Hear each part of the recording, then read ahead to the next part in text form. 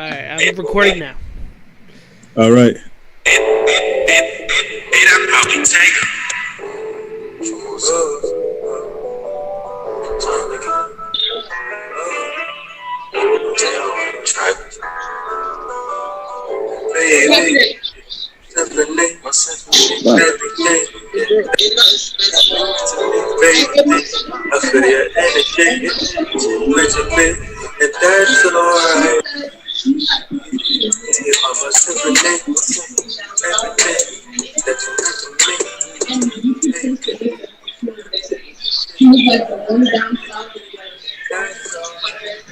All right, ladies and gentlemen, welcome to episode 9 of the Health and Wealth Podcast.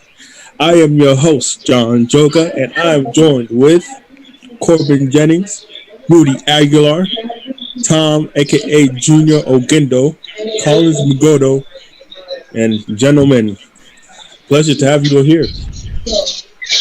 Yeah, pleasure to be here. Yeah. So, just enjoying the fall vibes, even though there's been smacks of December in between. I don't know, this point just kind of has a mind of its own, and it's been cold. And then speaking for hot. Yourself, I live in North Carolina. Oh, right. That's a difference, man. Yeah, you're lucky as hell. I just had 90 degrees, so yeah. But it's cold as shit today out here, though. It's 50 degrees. I went from 90 to 50 overnight, so that's not fun. It's that global warming. Yeah.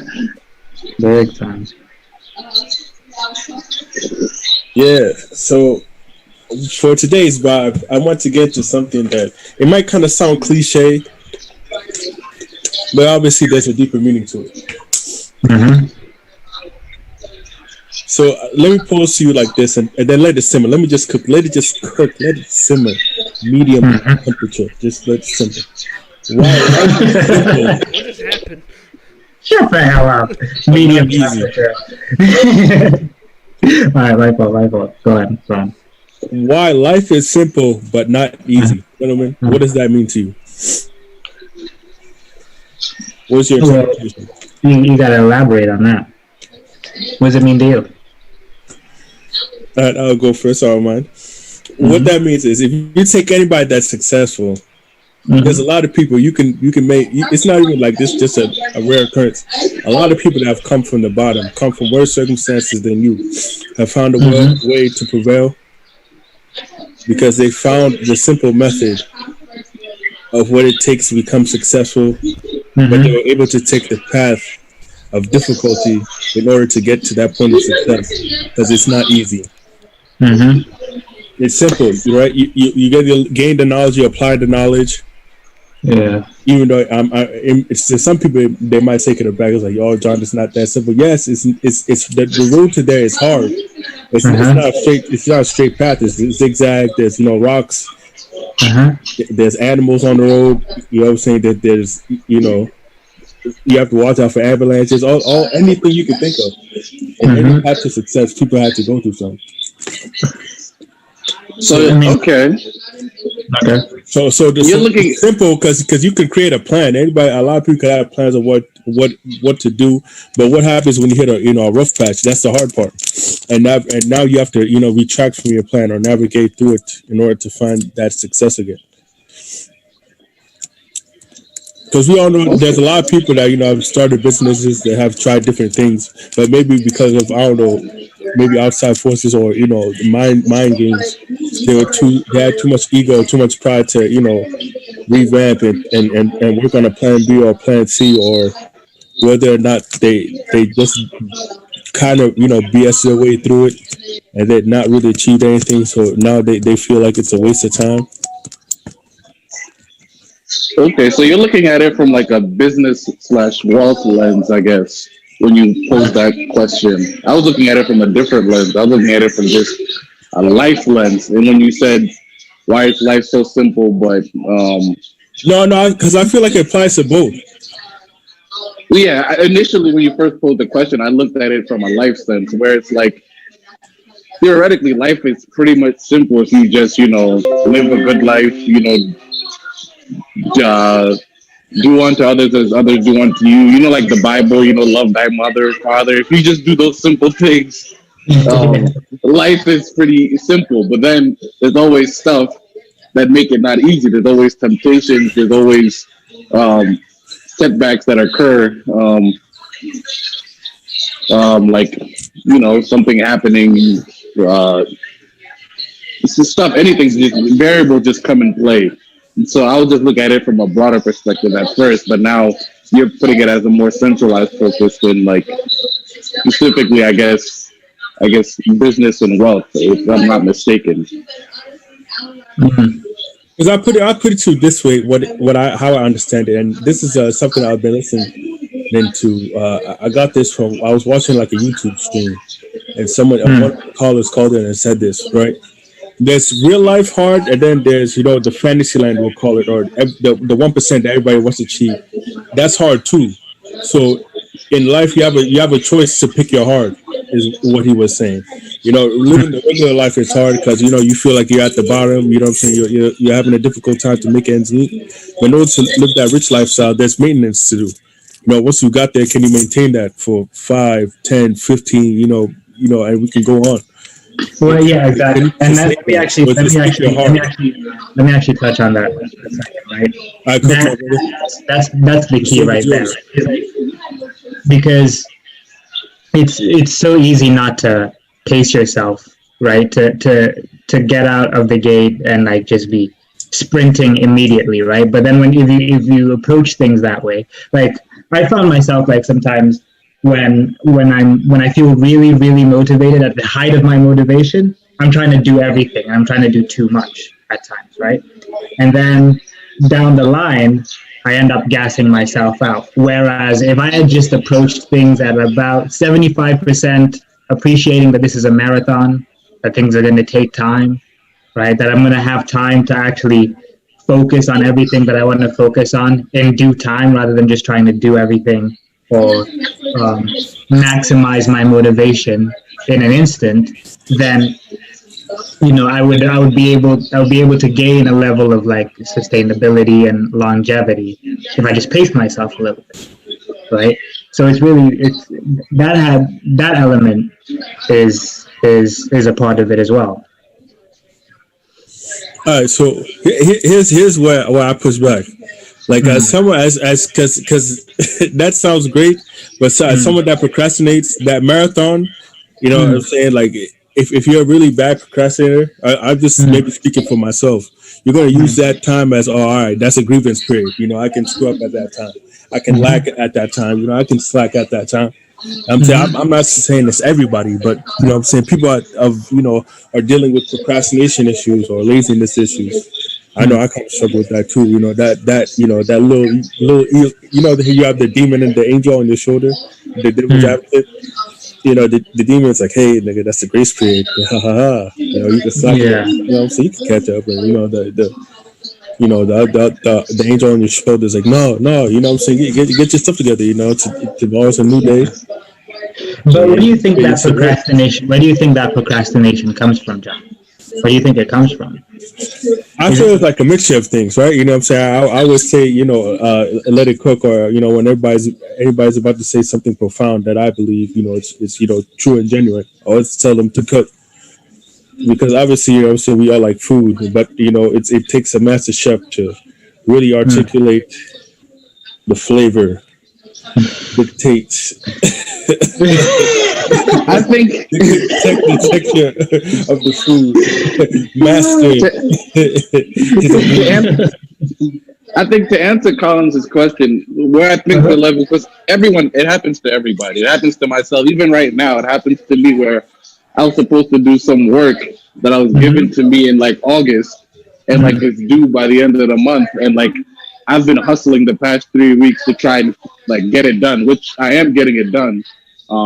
I just have one more thing to do, but it happens, and it, like I said, it like currently it's happening to me, and I think where that comes from, me personally, just a level of comfortability. So just me being like at that moment in my mind, I'm just like, oh, I have plenty of time. So I'm at a comfortable mind state where I'm just like, oh yeah, I have plenty of time that this will work. And then and so you don't in your mind you should get out of that comfortability sometimes and just be like have more of a sense of urgency. And I think that's probably what myself or anyone else who gets caught up in that is just sometimes you just need to give yourself a little bit more sense of urgency on things so that you don't procrastinate. And that's the thing, right? In terms of like sometimes for me, like, or most, I trust that like most people, like usually we live as though time doesn't run out, because it hasn't yet, right? For as long as you've been alive, right? So like in terms of like, it's very difficult to appreciate the passage of time when you're in the moment, when things are actually happening around you. You want to experience certain different things. You'd rather feel good now, or you would rather do the things that give you pleasure immediately, right? Yeah. That like it seems like it almost seems a waste of time to put that stuff off, to put the fun stuff off in order to do the things that are actually moving you forward in life. Yeah, that's true. And I think, me personally, I just think in terms of procrastination, for me, it's just it literally is a matter of there's so much that I want to do, right? There's so much, like honestly, the list is huge, right? So that it's very difficult to even decide where to start, right? Like it's almost sometimes where I have to like put everything I want to do on a piece of paper, close my eyes, and I pick one thing, and then I look and I'm like, okay, that's the thing that I'm committing to for the next 30 days. I'm going to do it. I'm going to do it every day in one shape or form every single day for the next 30 days, let's say, right? And instead of like just being like, dabbling, that's where like, I start to dabble in things and not really fully commit to one course of action, even though that's the thing that's actually committing is the thing that's actually going to allow me to do all the other things that I also want to do, right? But it doesn't seem obvious in the moment. Yeah, no, that's true, and I agree with that sentiment as well. Mm-hmm. Hey, Rudy and Corb, how do you feel about the subject?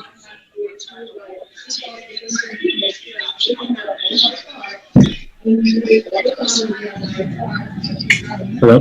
I don't know, man. Like, I don't know.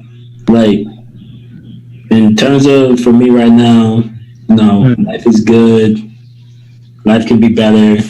Like I can always say to myself that I'm blessed at where I'm at right now.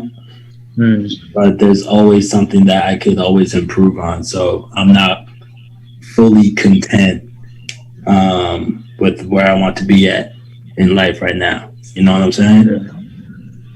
Like there's like for me. Yeah, go ahead. No, I was gonna say, and that's good, and I appreciate that. But I'm sure you're human, so I'm sure you have to procrastinate at times. And so, like, what usually goes through your mind when you procrastinate, or do you have like a reason or for maybe why you procrastinate or anything like that? Oh, let me hijack that question because that's a good one, right? From like I personally think that because we are relatively comfortable, right? That there's no urgency. There's no like dire situation that we have to get out of immediately. Like think about it for a second, right? Has anybody had like for example, you have a car, the car breaks down. The sense of urgency is immediate because you need that car in order to do everything else that you're doing. Correct. You can't procrastinate. You know what I mean? There's certain things that you can't procrastinate because the consequences are immediate, right? Yeah. If you were starving, you'd go out and find food. However, you would have to, right? You would find a way, right? If there was, if you had a kid, let's say, you would do everything you possibly can to find that child food because it's urgent. Like the need for it cannot be postponed. But because like because we're in a situation where, it could be better, as you actually touched on, it could be better, but it ain't bad, right? It makes it a lot easier. It makes it a lot easier for us to kind of, in our minds, justify, you know what, man, I'll do this later. It's not really, you know what I'm saying? Like, if I do it, I could do it now, but if I don't do it now, nobody's going to die. I'm going to live. Everything's going to be fine. Yeah, because the sense of urgency is not there. It's not something that's alerting you like this needs to get done. Mm-hmm. Yeah, like with me right now, like I told y'all, like I just got a new job and I'm preparing. The job's remote, so I got to prepare some part of my room to make it, like an office space or whatever. So that job don't start till next week, but I'm sure there's something you're probably procrastinating on, though. I'm sure. Believe me. Yeah. Believe me, I've been procrastinating. I probably could have got it done in about 2 days. I took it's almost been a week that I started on this project, and now I'm just getting to assembling my desk and everything. So but as the time gets closer, my sense of urgency gets. I'm much more efficient when it comes close to a deadline, so to speak. Yeah, because you have to, because your time constraint. You're constrained to a certain time because now you have to. But prior, like you said, you had a couple of weeks or so. The time constraint was bigger, so it's like you felt like you had this false sense of time that I can get everything done at this point. But then now that the time is ticking, now it's like you have to fit everything in there. Exactly. And I think it's kind of like what we're all saying, where we have that level of comfortability at that point or some point, and then we don't have that level of urgency at that moment. It's not of an importance. And you know what sometimes is a huge motivator, especially for me, is having a chip on my shoulder, having something to prove. Like whenever I feel like, you know what, man, these people, they think I can't do it, I'll show them, right? Then all of a sudden my sense of urgency is at the height that it would be if I was really trying to fend for myself and find food, because I have to prove these people can't be right about me. You know what I mean? So it's like that almost like it's an interesting way to motivate. And I think also a lot of even athletes, coaches, and people like that, they play on things like that, on the fact that you have a chip on your shoulder, and I'm going to try and hit you in order for you to actually, you know what? Oh, he thinks I can't do it. I'll show him. That's one thing. Obviously I have a job right now. That's one thing my boss is very, very good at doing. Right, where obviously the restaurant business, there's a sense of urgency all the time, right? So you really can't have a lot of people just taking it easy or anything like that. So he'll kind of make himself almost, I think it's on purpose, right? He'll make himself into an antagonist. So you have to you're pissed off at him, and because you're pissed off at him, you work 10 times harder. You know what I mean? You're way more productive because you're angry. It's like, I'll show him. What do you have to say now? And he's happy. He's like, great, phenomenal. This is what I want. Yeah, this is what you want. You want them to have this sense of, you want them to, because like you said, it creates a sense of urgency. Exactly. And without that sense of urgency, it's very difficult not to procrastinate. Especially with these phones. Oh my gosh! Mm-hmm. I'm reading this book. It's called Irresistible. All right, and it kind of talks about how technology functions in a very, very similar way to hard drugs in terms of being addicted to them. Most of the time, most people, right, that own a phone will look at it first thing in the morning before they're even vertical, before they stand up. Before they get up out of their bed, the first thing is to look at their phone, right? I'm guilty of that all the time. Oh, big time. Me too. Are you kidding? And then, as soon as you start, it's very difficult to stop. Mm-hmm. You know what I mean? Sometimes I'll wake up at 7 o'clock, and I won't hit the shower until 11 if I don't have any. Yeah. It's so much information. It's just a bunch of things you can do at that time. Like I used it. Mm-hmm. And here's the sick part. Yeah. Sometimes I look at my phone, right, and I genuinely can't find anything of interest on the phone, right, at all. But I'll still keep looking. Like I'll still look for other things. Oh, what else am I missing? Like there's a sense that you're like missing out on something if you look away from your phone. You know what I mean? And I'm huge, especially with soccer and the transfer window. Forget it, man. I'm on my phone all the time. Oh my gosh. Yeah.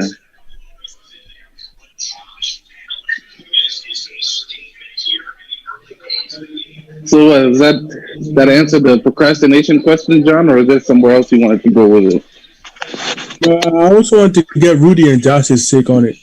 So, Rudy, how do you feel about the subject matter? And Josh, we're going to fill you in. It just depends what I'm doing. Like, if I'm in, like, when it comes to work, obviously, like, if I have a deadline, I have to do it because I'm getting paid and all that. But when it comes to, like, something I love, it's hard for me to procrastinate because I'm, like, addicted to it. I go back to it. Like, a lot of people who procrastinate, sometimes they're not in the right field, they're not doing what they love and all that. So that's probably what part of it, I guess. It's, like, a disconnect of, if am I really doing the right thing in my life, you know? That's actually a good point. I didn't think about that because if you're doing something you love, then you're not really going to procrastinate because you have the passion for it. Yeah, exactly. So that's another thing. Yeah. That's a huge element. Because when I started doing this YouTube stuff, I got addicted to it. I'm like trying to help develop my craft and all that. So just being on this YouTube stuff and then being on this podcast too, I'm like, I'm getting like it brings a rush into me almost. So that's why I like doing all this and stuff. I'm like this is kind of my field almost. And a lot of people who are doing the wrong thing in life, they're like, what's the point? So they start procrastinating something in their brain. Yeah, and that's very, very important. That's a huge point because right, like part of what procrastination is like you just don't feel like doing the thing that you're supposed to be doing. So it takes and it's also the way we framed the idea of discipline, right? Where everybody thinks that discipline is almost like a form of self-punishment. Like you're denying yourself something that you want in order to do something that you need to do, right? And like if you're doing something that you love, then being disciplined. Yeah, it's not a punishment. Like being disciplined is something that you just recognize you have to do in order to like do your best work, and doing your best work is something you're already addicted to, right? Yeah. You know. And that brings us to like a really interesting topic, which is addiction itself, right?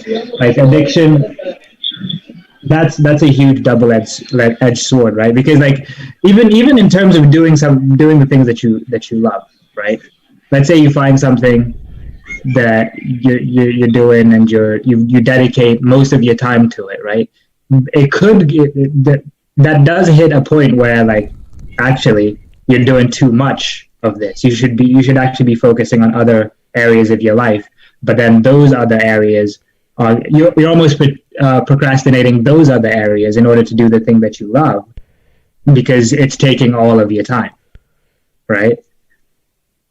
So like I think addiction is a huge component in terms of procrastination, like what you're addicted to. A lot of people are addicted to sitting down on the couch and watching television, and they can watch whatever it is, Netflix, YouTube, whatever it is, for hours and hours and on end. People like maybe, yeah, you know what I'm saying? Rudy, you're probably you're addicted to like what, editing and editing videos, all that stuff. Exactly, right? And that can take up all of your time, right? Some people are addicted to I use Football Manager, World of Warcraft.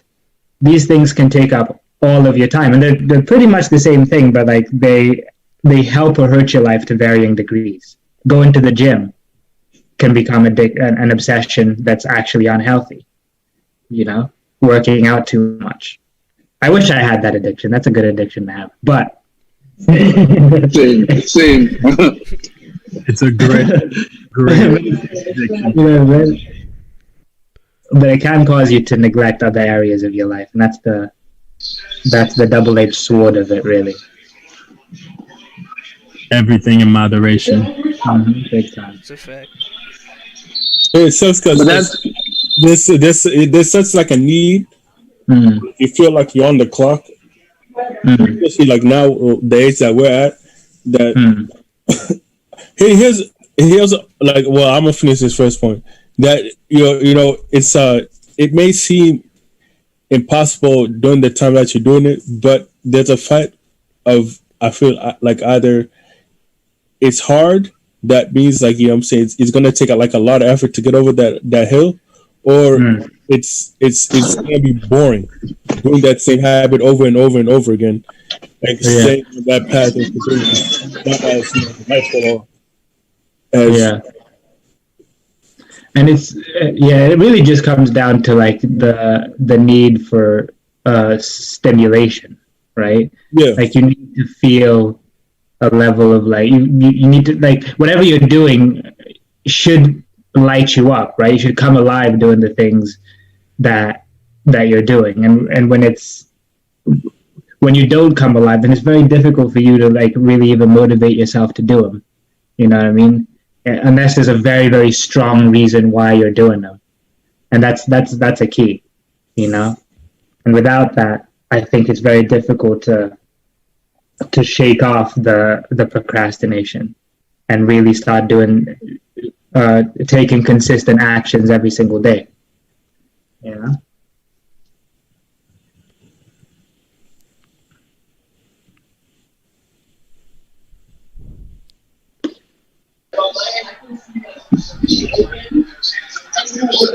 Josh is in here now. Yeah, Josh. So, quick question: how do you feel about this quote that I'm about to say right now? Something I've been thinking about. Why life is simple but not easy. So, in your interpretation, why do you think life is simple but not easy? I mean, because a homeless person is probably way happier than Jeff Bezos right now. You feel me? Because life is simple. You wake up, you go on throughout your day, and you go to sleep. Like, people don't need money to be happy. People don't need other people to be happy. People don't need, you know, things to be happy. And it's like, that's why life is simple. That's why they say the best things in life are free. And I completely agree. But when in terms of it being easy, is life is a game. Do you want to do good at it? Do you want to just like play it, or do you want to win? It's very hard to win in the game of life. Don't get me wrong, like, you can obviously play or whatever, but it's very hard to win. So, I mean, when it says like life is simple but not easy, it's like, you know, obviously you can wake up and do your 9 to 5, or you could, you know, just live better, live more financially comfortable, and that's hard. So, I mean, that's what I feel that quote means. Yeah, and you know what? Even in terms of like living the 9 to 5, right, or doing the 9 to 5, there's even people within that 9 to 5 life that have varying degrees of happiness and fulfillment, right? And that's just it got to be the right 9 to 5 though. Like, I shouldn't have said that, but yeah, like it got to be right. But even like let's say you and somebody else have the exact same job, you're getting paid the exact same amount, right? It doesn't mean that you're going to have the same level of fulfillment just because you're in the same circumstance per se, right? Yes, of course. And that's why I said that a homeless person could be happier than Jeff Bezos, because just because, like you said, we make the same amount doesn't mean what you're doing with your paycheck is what I'm doing with my paycheck. On your paycheck, you're buying A, B, C, D all the way to Z. On my paycheck, I'm buying A, B, and fucking C through Z is, you know, in my bank account or whatever it is, or whatever you want to do with it. Yeah. And yeah, that's the thing. Like in terms of like, I don't know if you guys have found this, but as I've grown up, I've realized that like my perspective shifts all the time. Like the things that I thought were important once upon a time are just not as important. You know, they just really they almost, like, if they didn't exist, like it's interesting how that works. Like all of a sudden, like status, whatever it is, certain outfits and shoes, certain toys, all of these things that you thought would make you happy, they don't really hold that same pull as you get older, because you start to realize that actually the thing you thought you were chasing by getting all of these stuff you already had, right? That level of like being able to genuinely be happy, be content in yourself. But I think there's a reason for that, though. I think, and that's true. I agree with you. I think there's a reason for that, because me speaking, like me personally, I think it's because, you know, as we're younger, as we're kids, you know, going to school, that's what people made it seem. Like people made it seem like you had to get this or you had to do that, and you were told if you didn't have those things, you weren't cool, or you weren't basically anything if you didn't have those things. And then once you get out of that schooling environment, and then you start, you know, going through different phases of your life, you start realizing that that's not how it is, because you're not having someone tell you these things like you were when you were younger. So now, as you grow up, you're just like, you know what, these things aren't really important anymore. Like this was just all just child's play, basically. And I think maybe that could be the reason why, as you grow up and you grow out of that environment, like the schooling environment or something. That's just one example, but as you grow up, and I also actually think it has something to do with like less and less idol worship as you get older, right? Like because at first, when you're young, the only thing you know about life is what other people tell you, right? Yeah, like correct. And you you rely very heavily on other people's opinions or other people, like what other people view as important, because you don't know what's important yourself. And and it seems like as you grow older, you start to realize, okay, yeah, fair enough, I don't know, right? But they don't either, and they're telling you. Right? Yeah. Right? And like you don't realize that until later on in life. Like I always thought, like, man, I wish I had the sense of the level of confidence that all of the people around me seem to have about what to do and how to live life. They seem to just like, I don't know, they just seem to have it all figured out in a way that I just don't. And then you go, but then you realize that they don't. Some people just don't. They sometimes just fake it to make it seem like they do, but they actually really don't know what the hell they're doing. Exactly. And you're pretty much doing the same thing that they're doing, and they're looking at you thinking, man, look at him, man. He seems to have it all figured out. Like, and I'm just faking it. Right? Everybody thinks like other people are just, I don't know, living a blissful, amazing, happy life, and everything is good.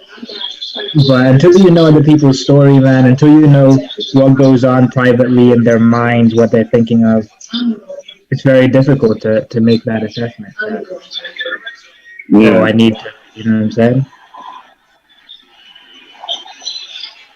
Yeah. Also, what I wanted to just to wrap it up, because we're coming to the end of this first session. What my interpretation was was that I feel like no matter which social class you are, there's a different heart in your life that is going to either derail you or propel you. Mm-hmm. So why I ask why life is simple but not easy is that there's always a sense of direction, right? Mm-hmm. And then there's some people who have understood what it gets, who have understood the process, we'll say, who have understood the process and have accepted the process. That's a big part.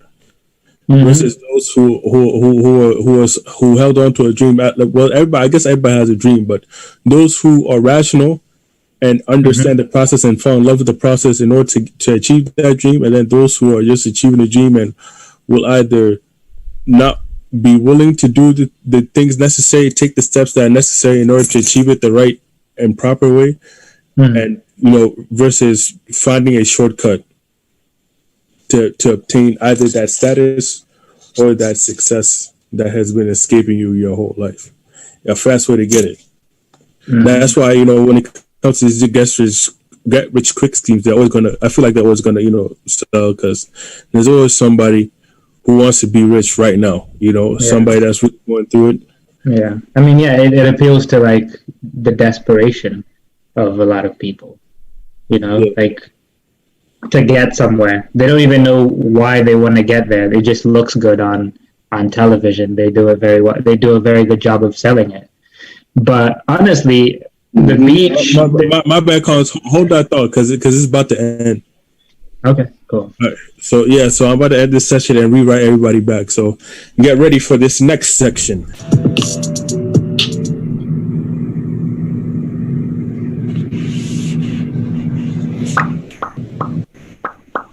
Is that record? Huh? Somebody was playing something. Yeah, that was me. It finished. It was. I was just listening to a little bit of sound. A smidge. Yeah. Sometimes I like to go on iTunes and listen to like those little samples of music or whatever. See if I actually like it or not before I actually do the whole thing. Wait, you buy music still? No. I don't buy music, but like the computer that I have, like I used to like illegally, download music and shit, torrents and shit, all that. Yeah, I know everyone did, but I had like a whole system where I like had it on my iTunes, and then I like put the albums together and like made sure that I had like the correct formatting and shit, make sure I had the correct album, all that. Like I was a wizard with that shit. I was beautiful with that shit. People pay me to fix up their iTunes or their iPods back in the day. Damn. Yeah. Them were the days, man. You had to actually work hard for your music. You can't just pull up Spotify and like get all the world's music instantly. Hey yo, real question before we start up. I have Amazon Music, but I'm thinking about switching over to Spotify. What do y'all think? Well, I've never had Amazon Music, but Spotify is amazing. Spotify is the wave. I love Spotify. Yeah, it's so good. The reason why nowadays, I mean, I think I don't know, maybe Amazon Music is exactly the same, but it just does what it says, isn't it? Like, honestly, and it has podcasts now. I actually don't even think. Here's the thing. I had Tidal for a while. Tidal sucks. Or at least it did when I had it. Really? Yeah. Like I've done a trial for Tidal, and it doesn't. I think it's better than Apple Music. I think Apple Music is the worst out of all of them. But really? Tidal, I don't think doesn't compare to Spotify. I heard the Tidal app crashes a lot. Yeah, that's what I found. Like even sometimes like when I was playing music, like it would stop in the middle and things like that. And it's like stuff like I don't have a tolerance for that. Spotify never does that. So like if like bless you Jay-Z and everything like that, but like I just need it's such a simple thing, man. Make sure your shit works. And it's not so, like the exclusives aren't so good that I'm gonna like give up. Like, the only reason why I got Spotify in the first place is because initially the Jay-Z album wasn't on... the reason why I got Tidal, right? is initially the Jay-Z album wasn't on Spotify, so I wanted to listen to the Jay-Z album, but like, Jesus, just a lot. Wait, which Jay-Z album? 444. Oh, 444. Yeah, it's on Spotify now, but before he held it back. He held it back from because I guess he wanted like people to get onto Tidal and he wanted to drive traffic there. And it was a good strategy, but like before you do that, make sure your shit works. I hear that. That's right.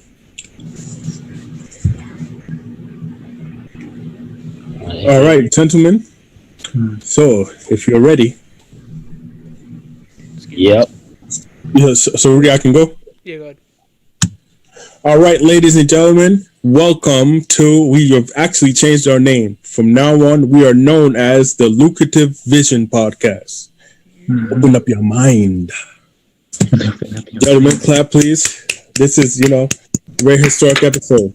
We officially have a new name that's actually cool. Well, according to us. So, you know what I'm saying? That's 5 people. So, I pulled that name out of my ass. You get welcome. Yeah, man. Yes, I know you know this as the Health and Wealth Podcast, but this is actually the Lucrative Vision Podcast now.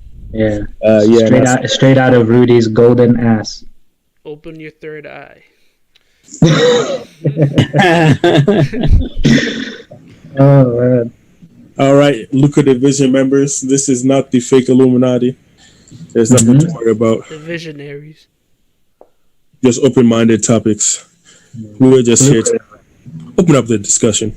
Make sure people are thinking, using their brains. Debating. Healthy debates, obviously. And making sure that they're aware of what's going on out here. And obviously, we're not the most higher beings. We're not, famous. We're not the 1%ers. We're not all knowing, but we're all human beings, and we do have experience. Yeah. And we do Oh, you're a god? Yeah, I'm crazy famous, man. Especially in Indonesia. Oh, you don't know about me in Indonesia. Oh, say less. So, okay, all of us except the Collins is not a god. Okay, Kanye. Oh, man. We just want people to think, explore new ways of thinking, explore different ideas. Just let the brain, let the mind run free, as I would say. And just think about things like, I'll do some more research on that. Oh, I didn't think about that way. Or, I kind of disagree, but here's my point, and maybe we'll learn something new from it. So, yeah, hopefully when we kind of get some traction, I definitely want to do some, call-ins. People could, express their grievances with the show. Or, we can have a discussion, just interaction with the people. So, but that's later down the line. So, Lucrative Vision members. Quick question for you. So, I've been listening to a couple of videos and of just, obviously sensitive topics, political topics, things that have to do with society and the way people think. There's 2 mindsets clashing against each other, which obviously are obvious. Groupthink versus thinking for yourself. Meaning, do I just, do what's, do or go along with the group, even though I kind of know it might not be the best thing for the group? Or just, I don't want to, seem some type of way or, look like I'm not in support or, or some type of peer pressure. Something holding me back from really, thinking for myself and doing the right thing for me, instead of just following the group. Following people that you may feel like are leading a sheep mentality, and just doing, what other people are doing versus, thinking for yourself, understanding. All right, I know the end game if I follow this direction. And this kind of touches on what we spoke about earlier in terms of like putting other people on a pedestal, or imagining that other people know more than you, right? Just automatically, just in your mind, just thinking, man, I might have an opinion about this thing, or I might think a certain way about this thing, but what do I know? Let me just listen to, these other guys, because obviously, like, if they think differently, then they must be right, because really, realistically, what do I know? I mean, I just like that. It's almost like a nervousness or an aversion to experimentation and trying things and like opening yourself up to being wrong, right? Like people, and it probably has something to do with also the way we're raised. Certainly me, right? Like where mistakes are punished. Like if you make a mistake, you're going to hear about it. Somebody's going to, why did you make that mistake? You shouldn't have made that mistake. Exactly. And they but realistically, I think the best way, like certainly if I have a child, I want to encourage them to make a few mistakes, right? The thing that I don't want to encourage them is not to learn from those mistakes. But then making mistakes, even costly ones, right? In fact, costly ones are the most educational. But like, we don't put enough value on experimentation. We want to do things how they've always been done, because that's the path of least resistance, if you like. Yeah, exactly. Hey, everybody else on the panel, like Corby and Rudy, how are you feeling about it? Groupthink versus, thinking for yourself. Definitely think for myself, 100%. 100% think for myself.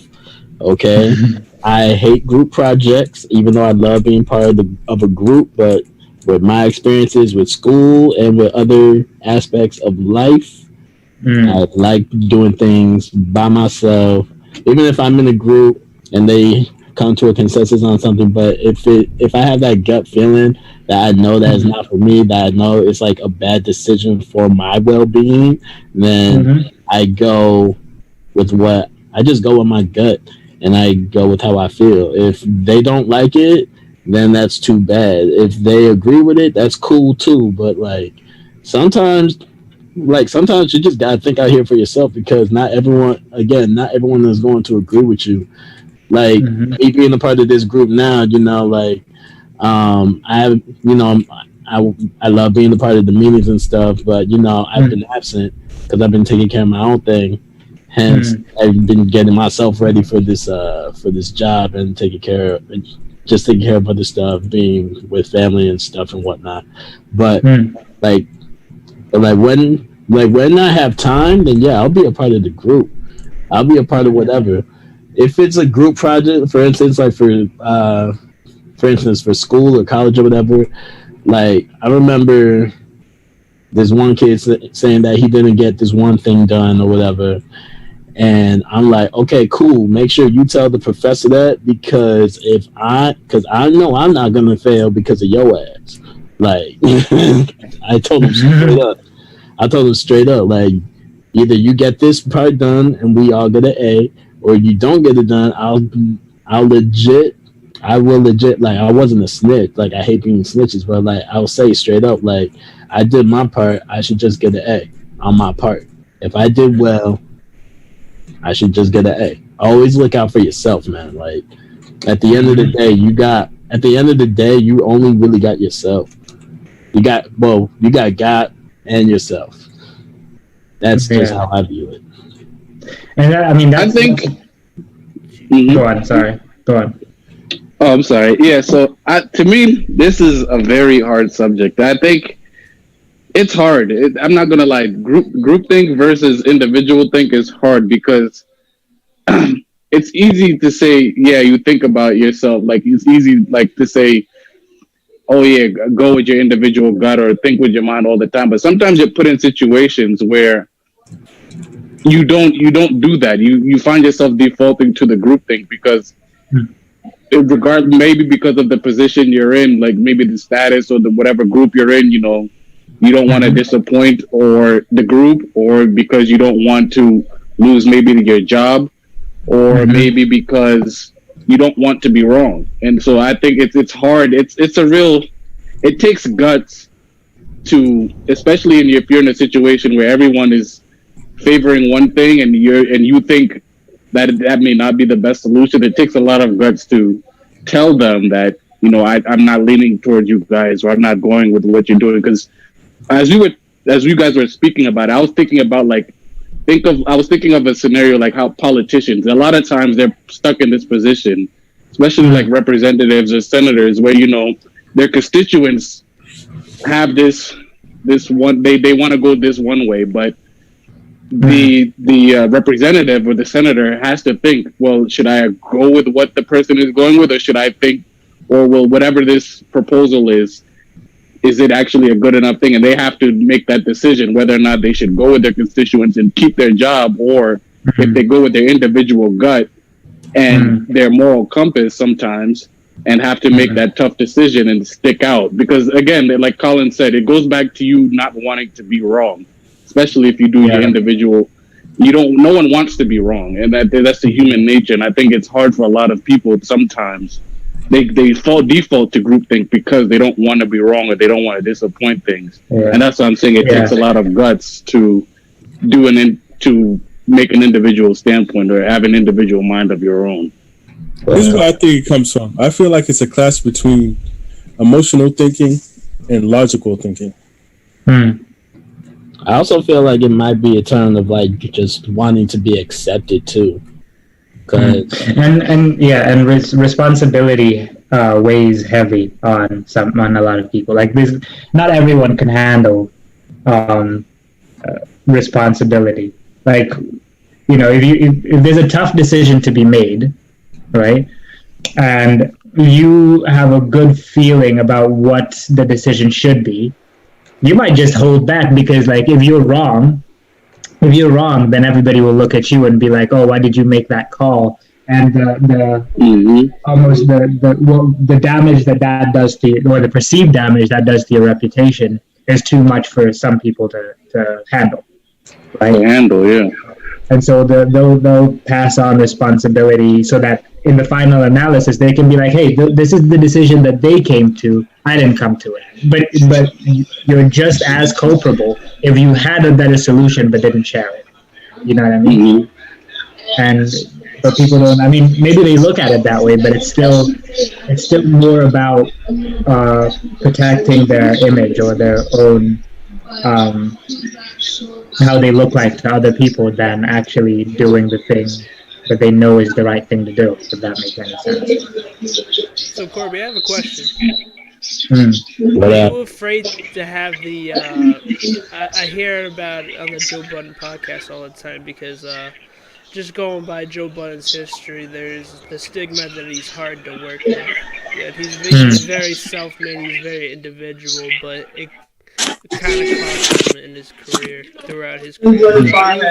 Are you afraid that that hard to work with stigma will stick with you if you keep with that mentality? No. She's not thinking about it right with now. Me, I don't think that will happen. She's thinking about fostering another kid. Yo, there's background noise.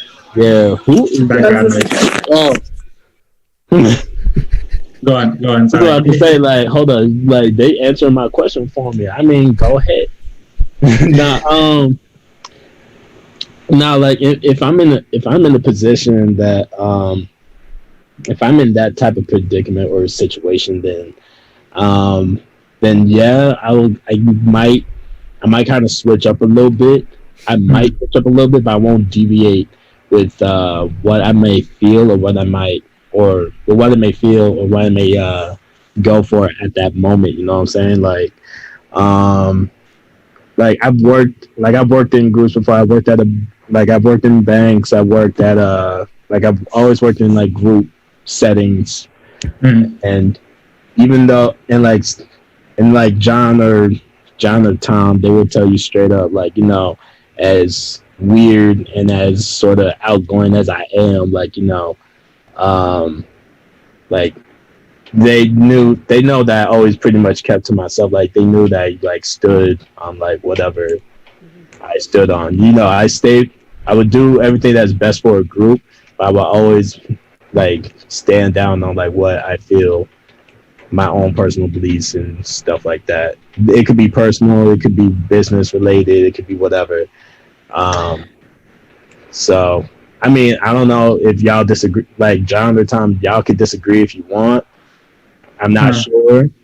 I'm not sure because I ain't seen you in a minute. So that could I could be wrong, but I don't know.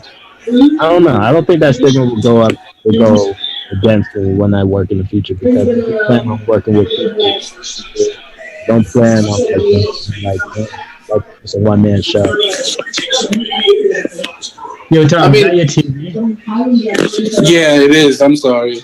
Yeah, just turn down the volume on the television. That's all. Yeah.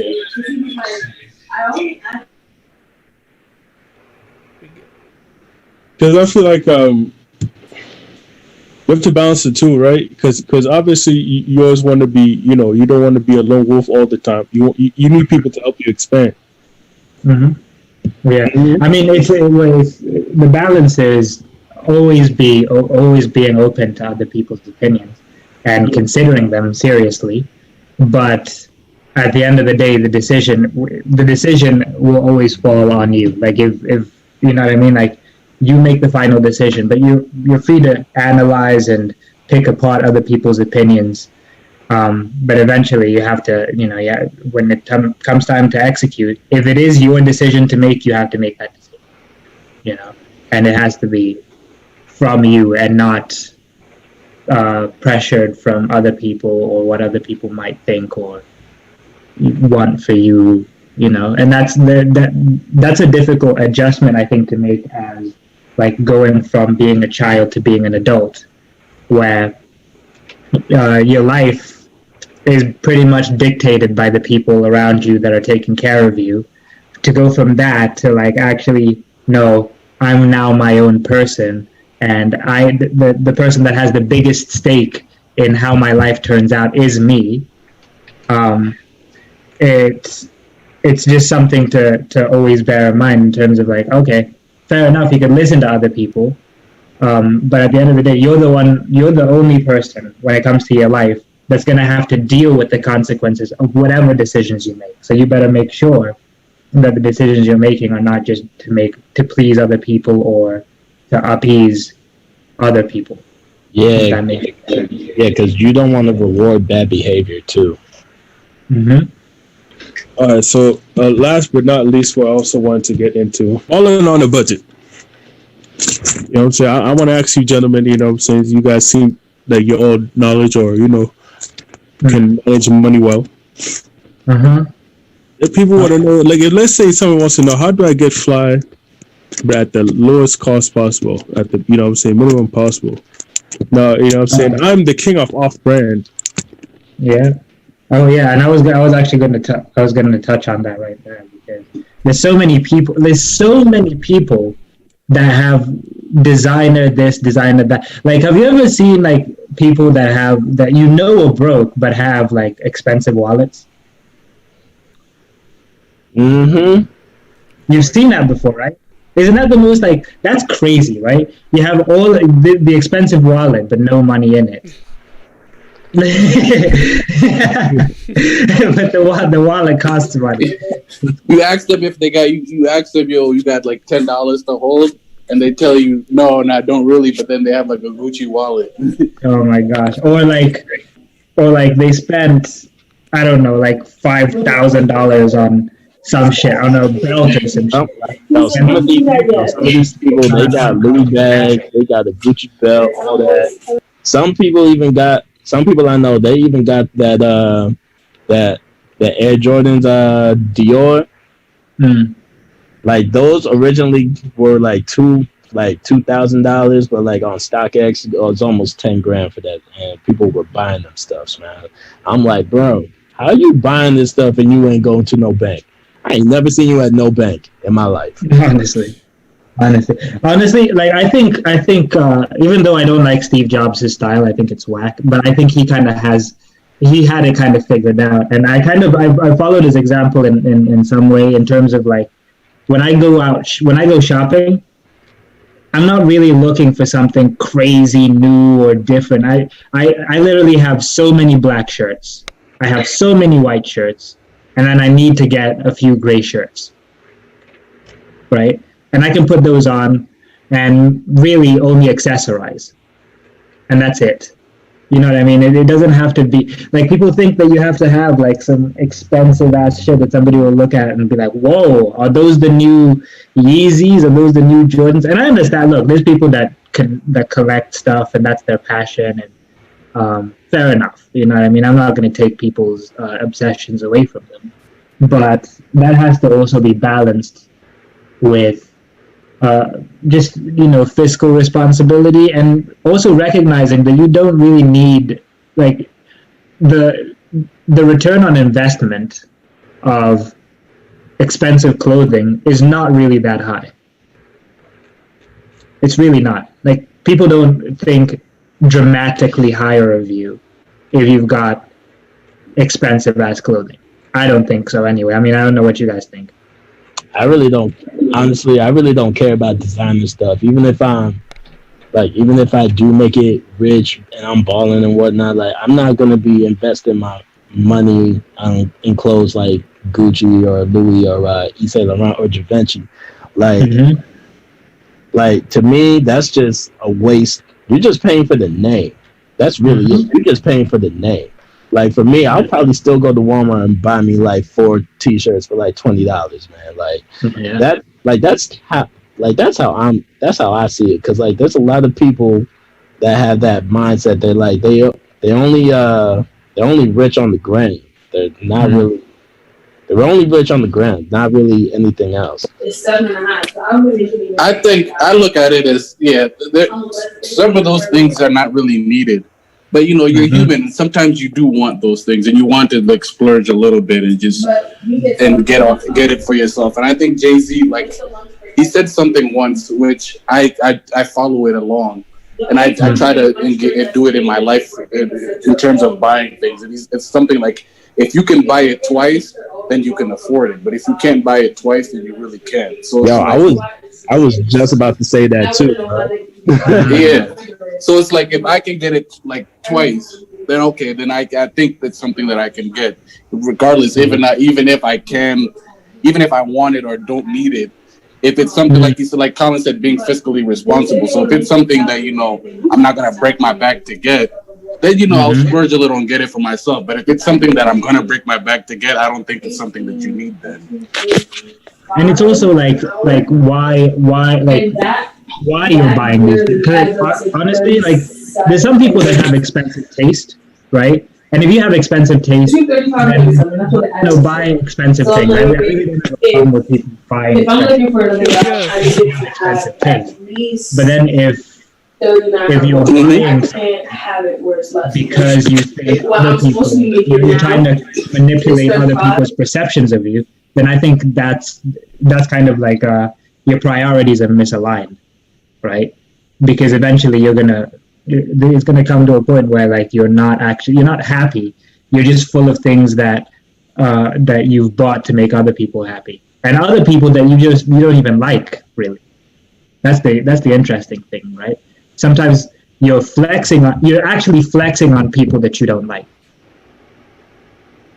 Yeah, that's true. But like, sometimes, like, because I do like those things. Like, some of those things, like, I don't have like Gucci or Louis, but I would like to get one of those things, because some of them are pretty nice products.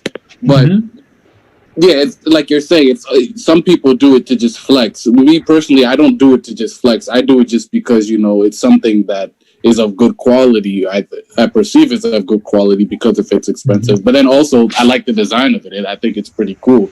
So like you're saying, it depends. Like, some people do buy these things just because to flex and, you know, let people know I have this and you don't. But then there's some other people who like these things just because it's something of good quality or good taste for them. Like you said, expensive taste. So it can go both ways, I think.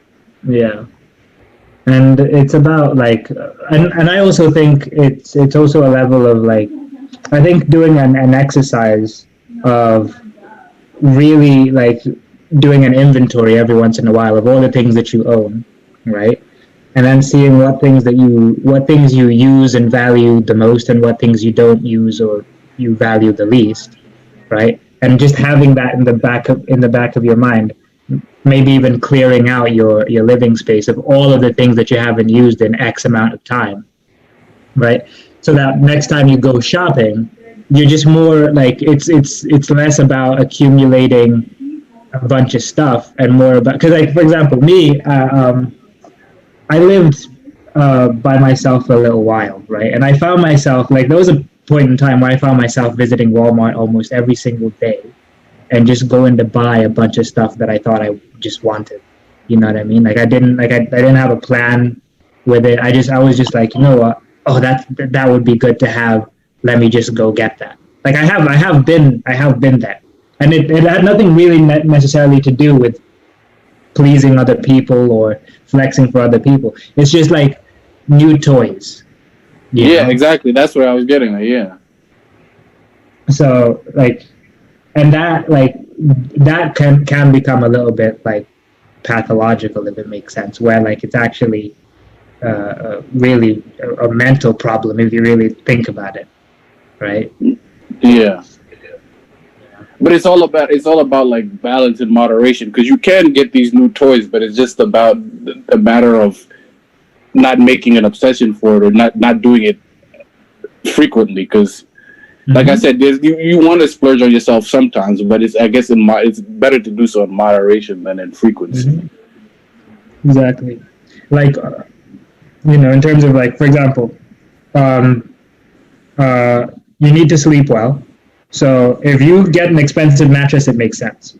Makes sense to get an expensive mattress, right? It's comfortable, if it improves your sleep, if you're well rested in the morning. The return on investment on an expensive mattress is there for everybody to see. Now, an expensive pair of shoes, well, you know what I mean? That's just the difference. Like the return on investment on an expensive pair of shoes is literally just status. Yeah. That's it. So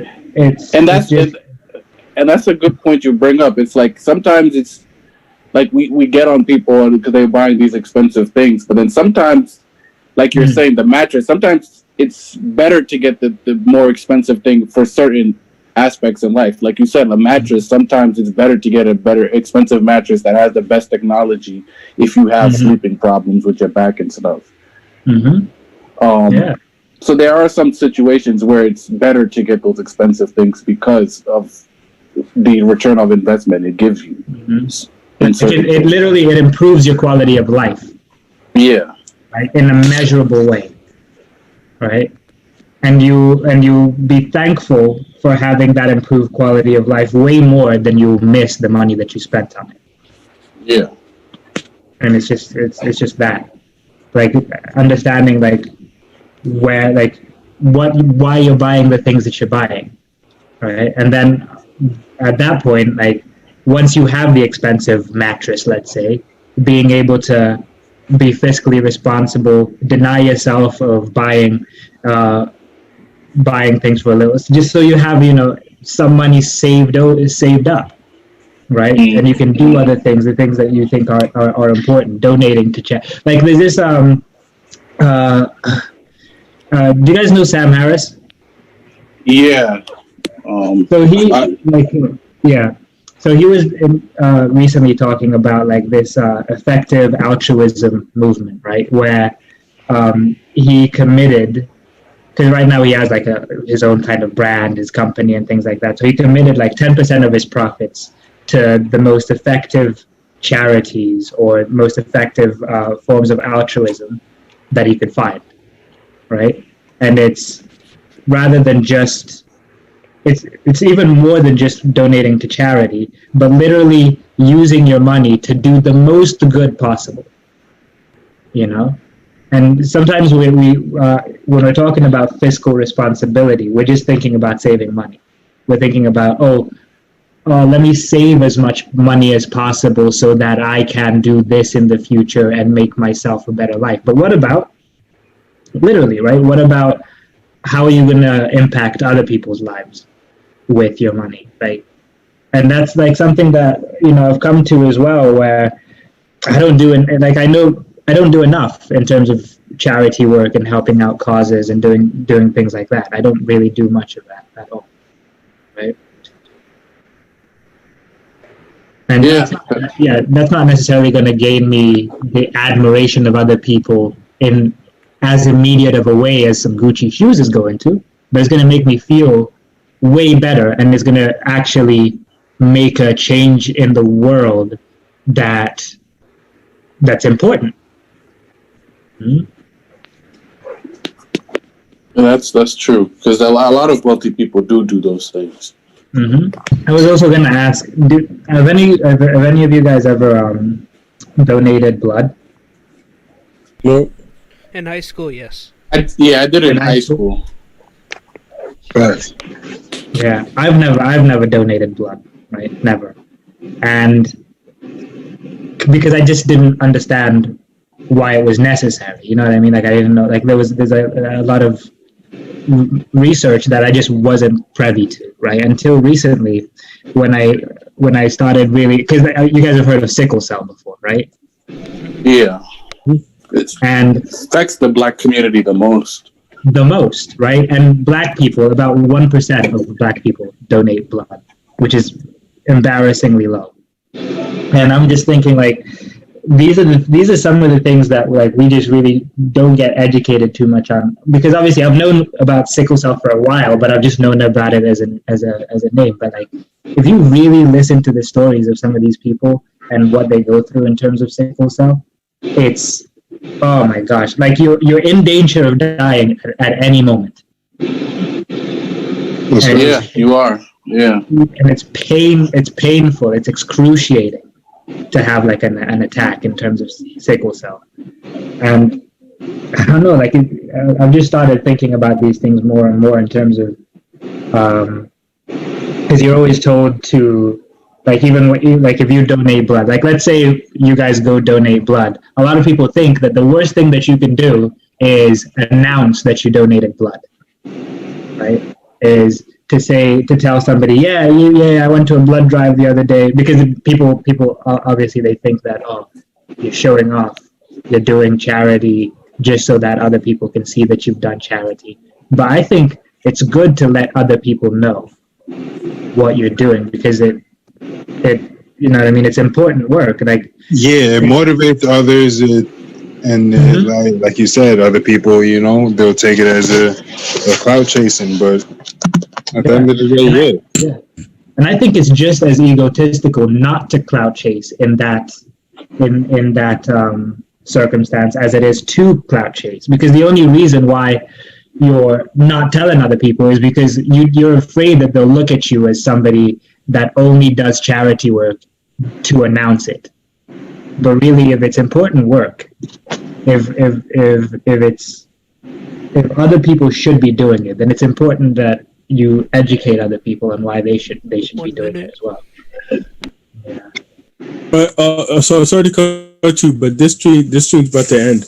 Do you guys want to go to another stream or continue? I think that's long enough. I think we can end it there. Yeah, I'll have to end it for this session.